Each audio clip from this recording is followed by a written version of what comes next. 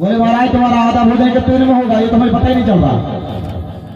इनने कहा हो जाएगा तो हम बता देंगे, आप तो लाते जाओ। राम जी समझ गए कि अब सीता ने हार स्वीकार कर ली। राम ने सीता को बुलाया, कहा देवी ये संत तो वो है कि आप 10 साल भी अगर भोजन कराओगी तब भी इनकी भूख नहीं मिट जाएगी, इनकी भूख मिटने वाली नहीं। और सीता अगर तुम इन्हें भोजन पूर्ण कराना चाहती हो, आप जो है तुलसी का एक पत्ता लेकर आओ, अगस्त मुनि के हाथ में दे दो। माता सीता एक तुलसी का पत्ता लेकर आती है, अगस्त मुनि को हाथ में दिया। अगस्त मुनि ने तुलसी का पत्ता खाया और डकार आ गई अंदर से। कहा सीता भैया मेरे भोजन पूरे हो चुके। एक तुलसी का पत्ता खाने से अगस्त मुनि की भूख मिट गई। तुलसी के पत्र में वो ताकत। अब आई बात पानी पिलाने की। अगस्त मुनि ने कहा अब मैया पिलाओ पानी। अब माता सीता ने विचार किया कि हम 1-2 मटके ले आए। राम जी ने कहा यहाँ 1-2 मटके में काम चलने वाला नहीं है। बोले यहाँ समुद्र भी पी जाएंगे तब भी इनकी प्यास मिटने वाली नहीं। तब राम ने जो है सीता को आदेश दिया, कहा देवी एक काम करो।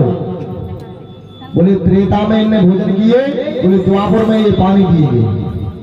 जब हम कन्हैया बनेंगे, गोवर्धन जी महाराज के दाहिने पैर से मानसी गंगा निकलेंगी, उनका सारा जल जो है अगस्त मुनि तुम पान कर जाना। इसलिए जो मानसी गंगा का जल है वो एक कुंड में जब समाहित होता है तो वो अगस्त मुनि इसको पी जाते हैं। इसलिए मानसी गंगा का जल और कहीं देखने के लिए नहीं मिलता।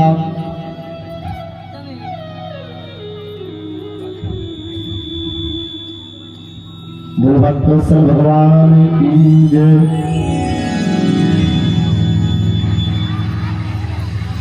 और माता बहनों को भी,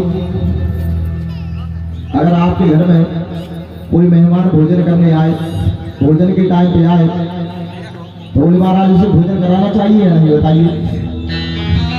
अब कई लोगों का ये नियम देखा हमने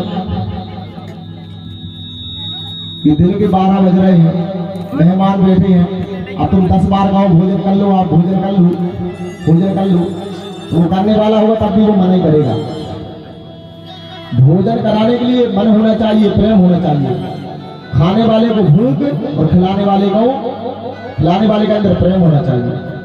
हमने आजकल देखा है कोई आपके घर आ जाएगा 12 बजे, बताइए अब 12 बजे आएगा तो भोजन करके तो आएगा नहीं घर से। अब आप 10 बार कहोगे तो भोजन कर लो भैया, भोजन कर लो, तो वो मना ही करेगा। ये कहेगा हम तो भैया खा के आए हैं। नहीं तो बेशरम व्यक्ति होगा, वो कहेगा कि हम तो भैया खाने ही आए हैं, खा के जाएंगे भोजन। और श्रम संकोच वाला व्यक्ति तो कभी भोजन की कह भी नहीं सकता। कभी किसी को खिलाने से कभी कमता नहीं।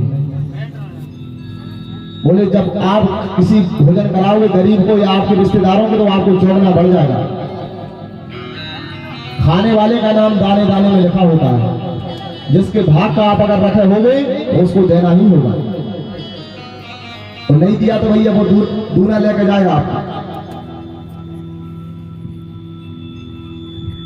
एक नगर में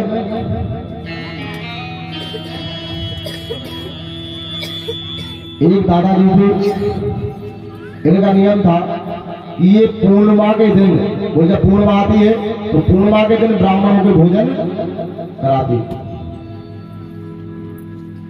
इनकी पत्नी भी बहुत अच्छी थी।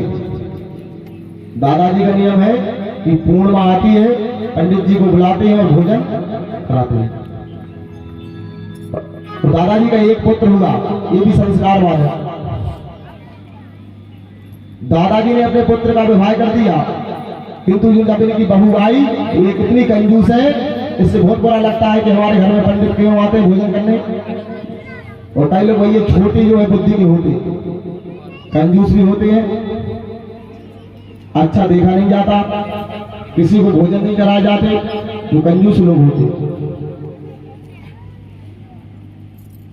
किंतु बहू विचार करती मेरी चलती हो जाए घर में, फिर देखती हूँ सब बंद करा दूंगी। धीरे धीरे समय निकलता गया। पहले तो जो है इनकी सांस जो है खत्म हो गई। फिर जो दादाजी थे ये भी समाप्त हो गए। समाप्त होने के बाद अब कारभार किसके ऊपर आ गया? बेटा के ऊपर। अब एक ही बालक था, किंतु बालक इतना संस्कारवान है